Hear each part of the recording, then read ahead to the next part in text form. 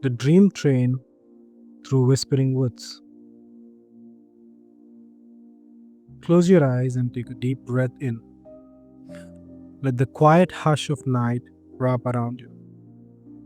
Tonight's story begins not far away, but in a small, quiet home nestled between trees, where a boy and his grandmother take a journey through a forest where dreams breathe and trains don't just carry passengers but carry hearts to the land of sleep. Part 1. The Sound Beyond the Window. It was nearly midnight.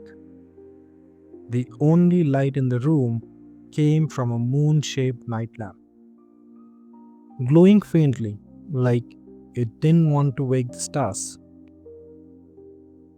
Ellie lay in bed, wrapped in his blanket that smelled of lavender and books, his head resting on his favorite pillow. The rain had stopped, but Ellie could still hear tiny silver droplets dancing gently on the rooftop. He blinked up at the ceiling, still wide awake. Across the room, Nanny, his grandmother, sat quietly in her rocking chair near the window. She was humming an old lullaby. No words, just a tune, soft and warm, like steam rising from tea. I am not sleepy, Ellie whispered, almost apologetically. Nanny chuckled gently. Not every night is for sleep, my love.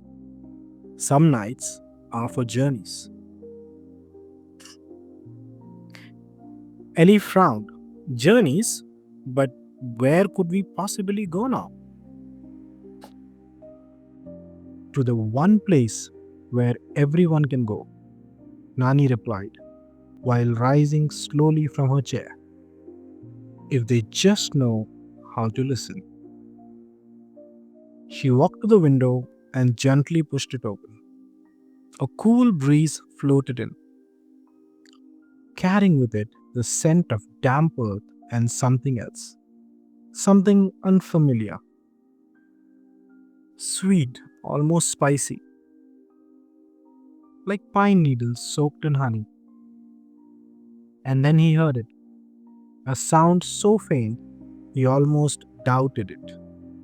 A distant hum, followed by a low, velvety. Ellie sat up. That's a train. Nani smiled and held out her hand. Come, bring your blanket, she said. Still uncertain, but too curious to refuse, Ellie wrapped the blanket around his shoulders and padded softly across the wooden floor. He reached for her hand. It was warm, always warm, and steady as stone. As they stepped out of the room, the hallway stretched long, longer than it ever had been. The walls faded into mist, and the floor beneath their feet began to slow faintly, like moonlight woven into stone. And suddenly, they were standing beneath stars. Wind rustled for somewhere unseen, carrying the scent of wildflowers and stardust. Ellie blinked. Nani, are we still home? In a way, she whispered, we are. The hallway gave way to trees, silently and seamlessly turned into a forest. Giant trees now towered overhead, their bark shimmering faintly under a sky thick with stars.